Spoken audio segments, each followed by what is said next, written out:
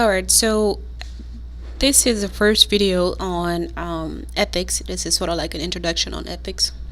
Um, Ethics and professional practice. So I'm not gonna lie, I kind of struggle a little bit on how do I approach this section in terms of making videos on this, because it's a little bit on the theoretical side. It's a little bit on the knowledge base side of it than calculations or bringing up formulas or having understanding on some background or anything like that. So this is more sort of like common sense sort of questions. I mean, logical questions. And you can't really teach common sense. You can't really teach logic. You know what I mean?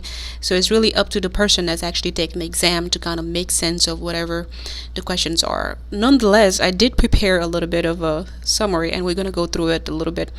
But in the handbook, there's a section called ethics, of course. I would recommend actually going through this, read it a few times. I do not see any student actually during the exam flipping through this and trying to find any particular answers at all. That would waste your time literally. I mean, you can probably, because now it's CBT, I'm sure you can do a keyword search and try to find some answers here and there. But this is one of those subjects that you just have to kind of come up with a logical answer from the get-go. Like, you can't really start looking into it and trying to find the answers here. I mean, there is some sort of rules of professional conduct. Here, for instance, in this paragraph here, it says the three major sections of the model rule address licensee obligation to society, licensee's obligation to employers and clients, and licensee's obligation to other licensees. So I mean, you can sort of see this, and they may give you 4 multiple choice questions, or maybe where one of these would be the answer. They can ask you, provide one major section of the 3, what they call it, the model rule, obligation to society. They might ask you what is this major section of the model rules. Yeah, so they might ask you, give an example of one section of the model rules or whatever, things like that. So those I can see actually you memorizing it or looking it up in the handbook. Other than that, I don't really see anything else. I remember when I took the FE, that's probably I got probably I don't know how many questions were. I can't remember that, but whatever it was, the number of questions, I think I got I probably have them all right. I mean, I don't remember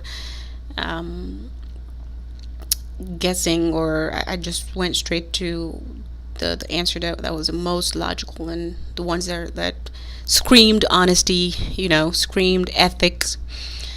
Some of it is really obvious, some of it may not be. You might find 2 answers that I may do this, I may not do that. But overall, what I would recommend any student taking the FE is essentially try to go read through this. You can't highlight it because it's no longer it's now CBT, but just kind of memorize or understand the major points of this. Read through it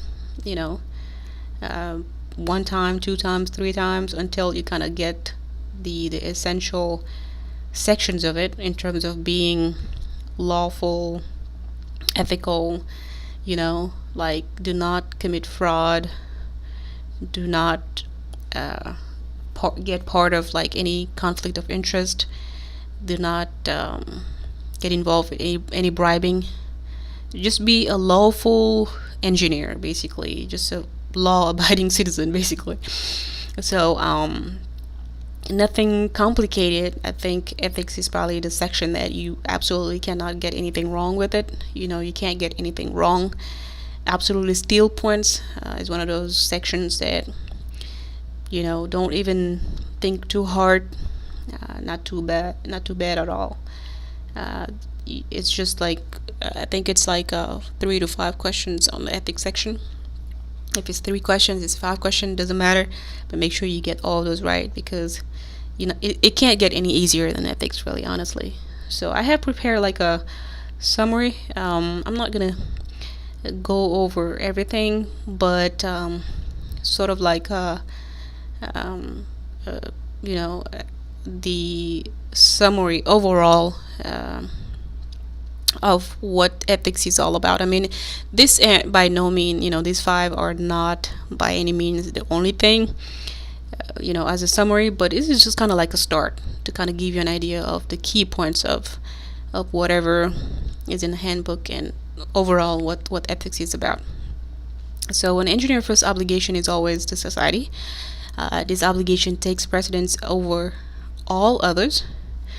And a registered engineer's obligation to society is to be a guardian of the public safety, submit truthful and complete reports, statements, and testimonies. Meaning, you just always have to be honest and not trying to get involved with anything that has to do with illegal stuff or trying to erase anything. Just make sure everything is just lawful and truthful. Do not cheat.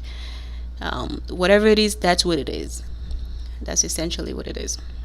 Oh, number one, public safety is number one.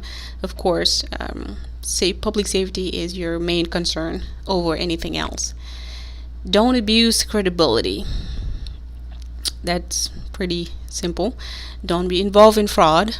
Pretty simple as well. Inform state board of possible ethics violation. So if you're involved with anything, it's easier or it's better to actually inform state board and admitting to it rather than them actually coming and informing you about it and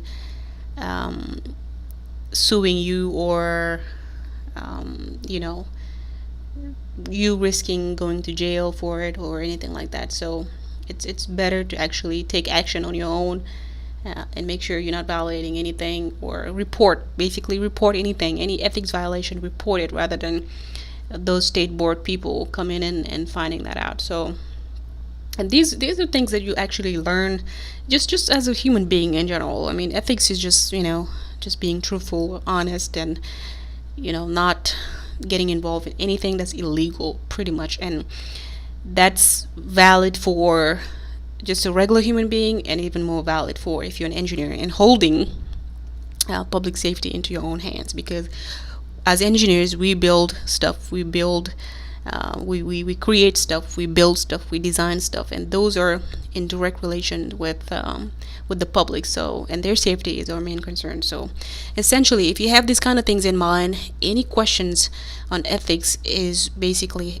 kind of gets involved with these things like honesty, conflict of interest, fraud, credibility, public safety. So these are your keywords, and anything else is just you just have to use common sense in order to pretty much answer the most logical, the most common sense questions during the exam. All right. And next, I have collected a couple of ethics questions, multiple choice, and I'm going to go over it a little bit, and should be easy actually.